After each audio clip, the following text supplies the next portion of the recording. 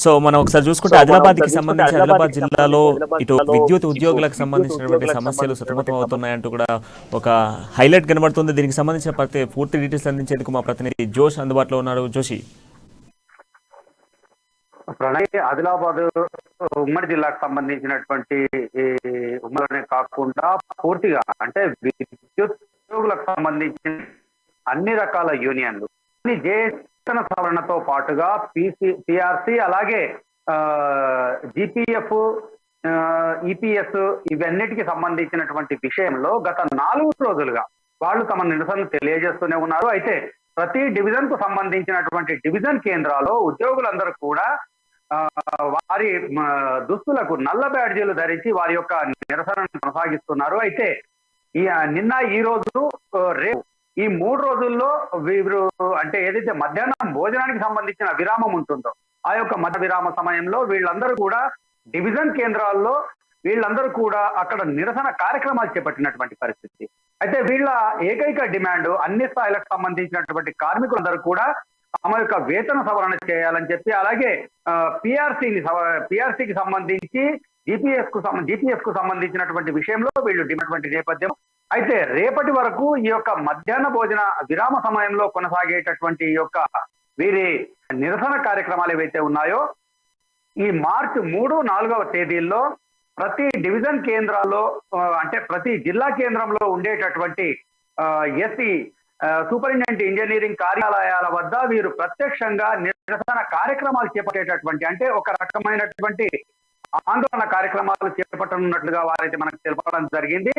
అయితే రాష్ట్ర స్థాయిలో ఉన్నటువంటి ఈ యొక్క విద్యుత్ సంస్థ ఏదైతే దానికి సంబంధించినటువంటి యాజమాన్యము వారి తరఫున ఉన్నటువంటి అధికారులతో జేఏసీలు చేసినటువంటి చర్యలు విఫలమైనటువంటి నేపథ్యంలో వీరు క్రమంగా అంటే దశల వారీగా వీరి యొక్క నిరసనను ఆందోళన రూపానికి తీసుకువెళ్లాలని చెప్పి నిర్ణయించుకున్నట్లుగా దానికి సంబంధించినటువంటి ఉద్యోగులు అయితే తెలపడం జరిగింది. అయితే రాబోయే రోజుల్లో ప్రభుత్వం ఈ యొక్క విషయంలో స్పందిస్తుందా, ఈ యొక్క విద్యుత్ సంస్థ యాజమాన్యం దీనిపైన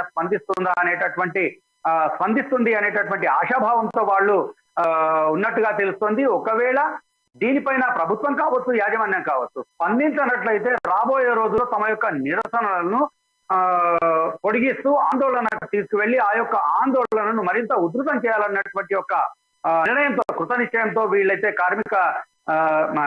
కార్మికులైతే ఉన్నట్లుగా తెలుస్తుంది.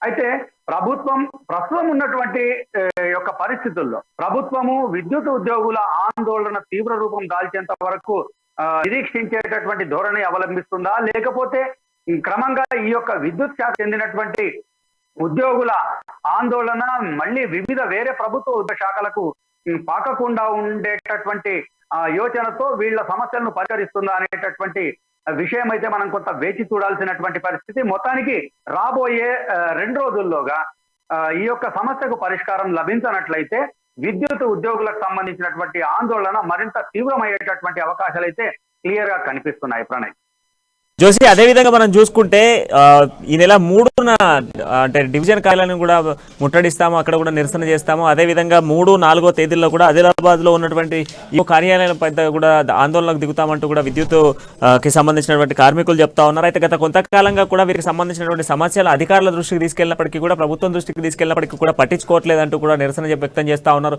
సో దీనికి ఏంటి అసలు వారి ప్రాబ్లం ఏంటి, వాళ్ళ ప్రాబ్లంకి సంబంధించిన సొల్యూషన్ ఎందుకు దొరకట్లేదు, ప్రభుత్వం ఎందుకు స్పందించట్లేదు, విద్యుత్ అధికారులకు సంబంధించి ఎందుకు నిర్లక్ష్యం వ్యవహరిస్తుంది ప్రభుత్వం?